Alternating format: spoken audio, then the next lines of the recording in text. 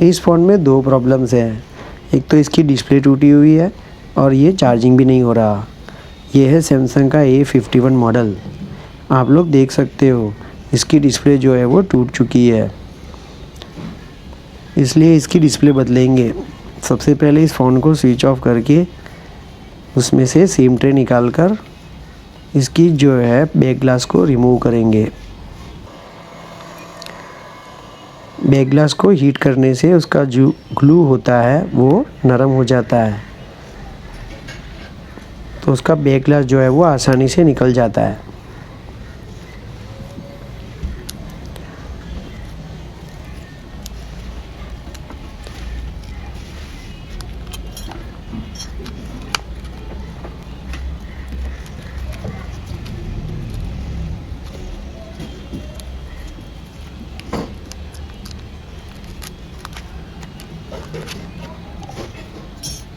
ये black glass जो है वो निकल चुका है। आप लोग देख सकते हो इस पर जो है ग्लू लगा हुआ है पुराना वाला, उसको हम लोग निकालेंगे।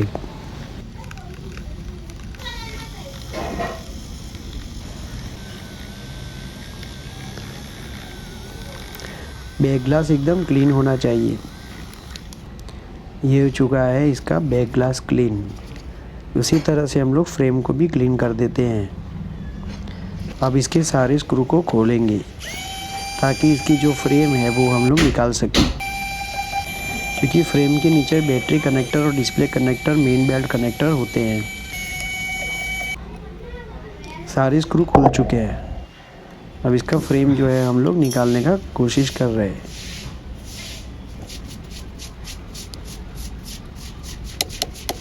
इसकी फ्रेम जो है वो आसानी से निकल रही है।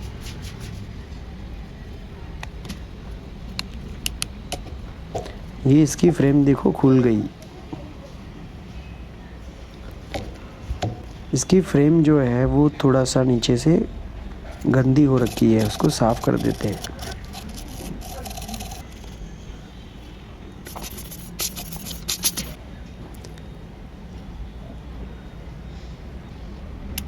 बैटरी कनेक्टर को निकाल दिया, डिस्प्ले कनेक्टर को निकाल दिया और मेन बेल्ट को भी हम लोग निकाल रहे हैं।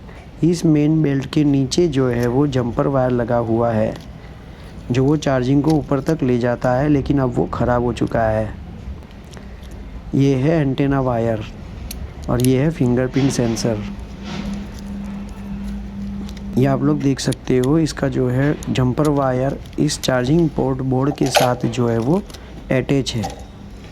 तो ये पुराना बोर्ड निकाल के हम लोग नया बोर्ड लगाना चाहते हैं, तो जंपरिंग भी हम लोग करने वाले हैं, इस वीडियो में आगे देखेंगे।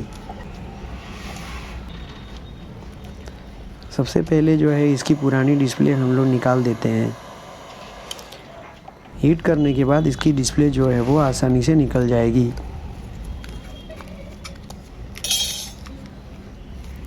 डिस्प्ले निकालने के बाद जो पुराना ग्लू लगा हुआ है फ्रेम के अंदर वो साफ़ करेंगे।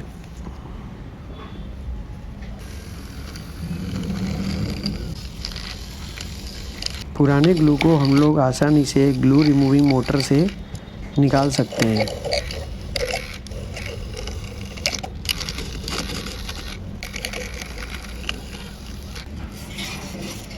इस फ्रेम को एकदम क्लीन होना चाहिए, नहीं तो नई डिस्प्ले इसके ऊपर जो है वो चिपकेगी नहीं। 1-2 महीने के बाद ग्लू निकल जाएगा।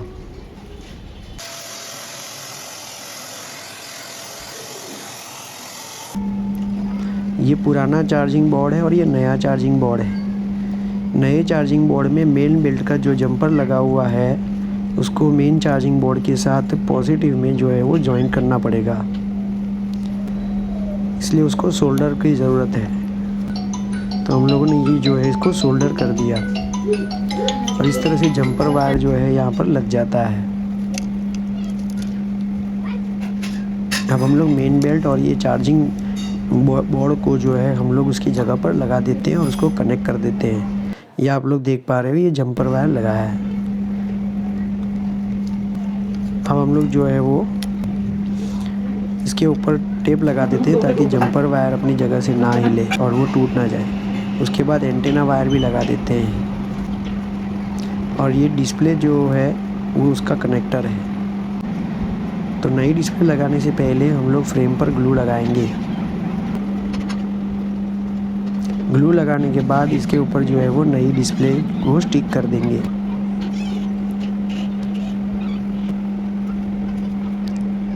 ये ग्लू लग चुका। अब नई डिस्प्ले के कनेक्टर को दूसरी ओर भेजकर जो है फ्रेम के ऊपर डिस्प्ले को बिठा देते हैं।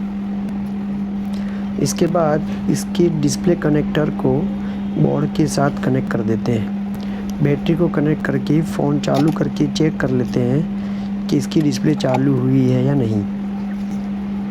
तो डिस्प्ले तो जो है वो चालू हो चुकी है। अब हम लोग जो है फ्रेम निकाले थे पहले, उस फ्रेम को जो है वो वापस बिठा देंगे और उसको जो है वो स्क्रू से फटाफट से फिट कर देंगे।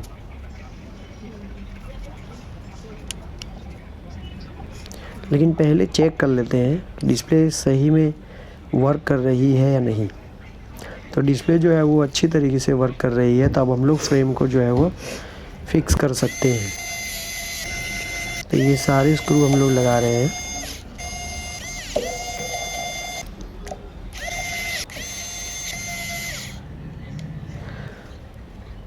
स्क्रू लगने के बाद अब हम लोग बैक ग्लास को चिपकाना चाहेंगे, तो उसके लिए जो है वो ग्लू लगा रहे हैं।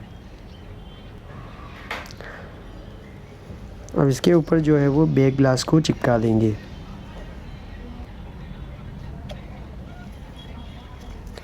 अब ये फ़ोन जो है वो तैयार हो चुका है। लास्ट एक सिम ट्रे जो है हमने सबसे पहले निकाली थी, उसको हम लोग लगा देते हैं।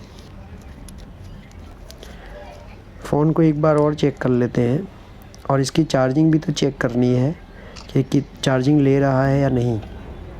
तो ये हमने जो है वो चार्जिंग केबल डाला और फ़ोन जो है वो चार्जिंग हो रहा है। हमारा वीडियो देखने के लिए थैंक यू सो मच।